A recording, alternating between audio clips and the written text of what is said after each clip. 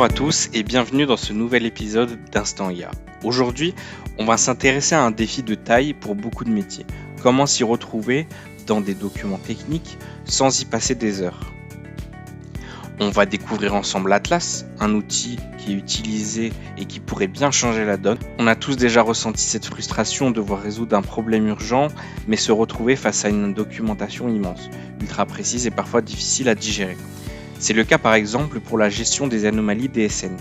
Ces déclarations sociales que les entreprises envoient, entre la complexité technique et la pression des délais, chercher la bonne information au bon moment peut très vite devenir une source de stress. Plutôt que de feuilleter manuellement des centaines de pages, il suffit de poser une question à l'outil, comme on le ferait à un collègue expert. Atlas parcourt instantanément toute la base de données et propose une réponse claire. La grande différence avec une IA classique, c'est qu'il ne sort jamais de ce cadre.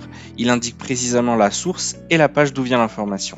C'est un gain de temps précieux qui permet de rester serein sur la fiabilité de ce qu'on trouve. Alors pour Atlas, au début, je m'en servais beaucoup pour les affaires de MNS, Montanet Social. Et en fait, vu que c'est une vraie mine d'informations, maintenant c'est vraiment un outil que j'utilise au quotidien pour tout ce qui va être surtout au niveau du juridique, la législation, des quelque chose c'est techniques et précises.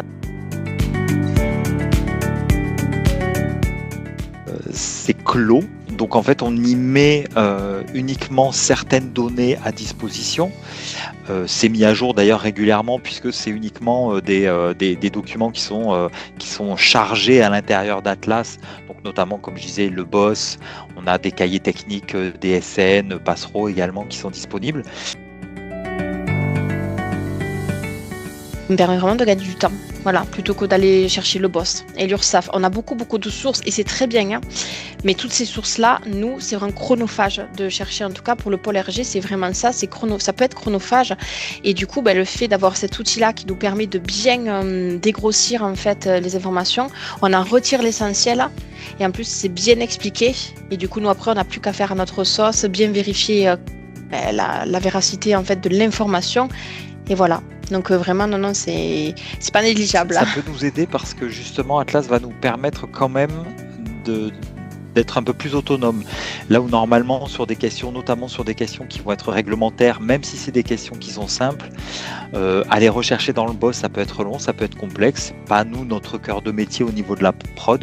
Donc c'est vrai qu'on avait tendance à transférer, par exemple, même des questions réglementaires simples vers la RSJ. Là, grâce à Atlas, en fait, sur ces questions simples, on peut garder la main. Donc c'est vrai qu'on va pouvoir aller nous-mêmes rechercher, récupérer une information et donc pouvoir répondre plus rapidement aux cotisants. À aujourd'hui, c'est pour moi un gain de temps, un assistant aussi. Une révolution, non. En tout cas, pour nous, à notre niveau, ça ne l'est pas encore. Je ne dis pas que ça ne le sera pas, mais là, en tout cas, pour moi, Atlas, c'est un plus qui vient vraiment nous aider et nous permet de gagner du temps sur certains aspects de notre métier. En fait, c'est les trois. Mais le terme révolution, c'est plutôt pas mal, hein, parce que c'est vrai que, comme je disais, c'est un gain de temps. Et enfin, je pense que c'est un outil, oui, qui a du potentiel et qui, à terme, sera peut-être utilisé par beaucoup plus de monde. En tout cas, je l'espère, parce que vraiment, moi, je le dis autour de moi, de mes collègues et tout, vraiment, ça m'aide dans mon quotidien de gestionnaire. Les retours d'utilisation semblent très encourageants. L'outil aide vraiment à gagner en autonomie et à rendre le travail au quotidien plus fluide, même sur des sujets très pointus. L'idée maintenant, c'est de savoir comment s'ouvrir à d'autres domaines ou d'autres métiers qui font face au même volume d'informations.